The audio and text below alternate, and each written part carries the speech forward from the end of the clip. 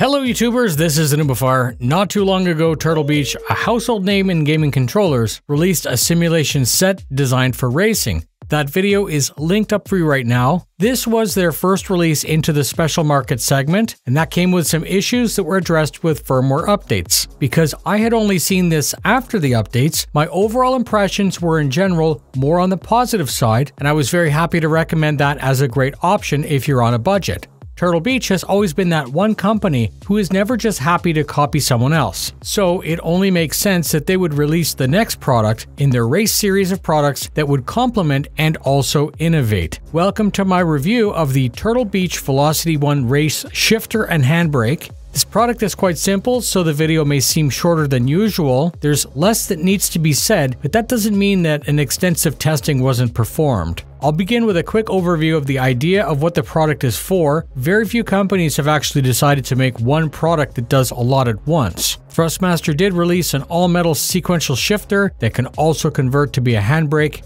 Other companies, like Moza, have a different approach with three unique parts with their H-pattern shifter, their sequential shifter, and handbrake. Over the years, I've tested many at different price ranges, and the thing that bothered me the most about H-pattern shifters was sometimes there was a need to constantly calibrate, or worse, to have that calibration go out of alignment during a race. It's super frustrating to know that you did shift correctly, but that the game thought that you had misshifted and then blew the engine all over the track, ending your race. So the most important thing I can say at the very beginning of this video is that the shifter never ever sent a misshift, never in H-pattern mode or when operating in its sequential mode. Right away, we're off to a great start with the product being able to do the core thing that it's meant to do. The production packaging is as you would expect from this company. There's a very nice carry strap. All of the information is clearly printed on the box. The box has a recyclable internal packaging material that will keep everything safe until you get it home. The quick start guide is very easy to understand, and it explains where everything plugs in. Included in the box, USB-A to Type-C and a second USB-C to Type-C. Both of these are nicely braided, flexible, and have a very good quality. You have two different styles of shift knob on different lengths of shafts, resulting in several height choices. The actual base has a nice mass with metal where it needs to be. The branding and theme flow with the rest of the race system. A faux carbon fiber look on top, and overall, it's a reasonable size. It's not the smallest unit available, but it is much smaller than offerings from both Moza and Fanatec and virtually any of the other H-pattern shifters except for perhaps Thrustmaster and Logitech are a little bit smaller. Because this can be both put into shifter or handbrake mode, adding a second one on PC provided me with a complete setup. I was very happy with how the system behaved as an H-pattern shifter, truly lovely with a nice little click and short throw like you might get on a Z4, a Miata, or an S2000. I was, however, not as happy with how it performed as a sequential shifter, and I was also a little bit more disappointed on how it operated as a handbrake. I had to remind myself that this is a budget device, so a little bit of free play, so you're not going to get billet aluminum and machined surfaces. As far as mounting is concerned, there were several great options. First, like most Turtle Beach products, there's an included table clamp, which you would use with the included Allen wrench. You simply need to flip up on a small cover on the top, unscrew the clamp, and it attaches firmly with soft rubber pads on both top and bottom of the clamp. The clamp will accommodate very large tables, and I found that there was no issue with it being flimsy or feeling like it would fall off. I decided to use the second mounting option, which incorporates the 4 screw holes at the base of the system. The screws that you would need are included and preloaded with a thread locking material. As for the rest of the test system, I'm testing on a 5DOF motion-activated MonsterTech platform. MonsterTech makes mounting plates for everything, and I was lucky to find a set of plates that worked. The lower bolt pattern is exactly the same as the lower side of a Virpil panel or Virpil throttle, and by using 2 of them, I was able to create a really nice mounting solution.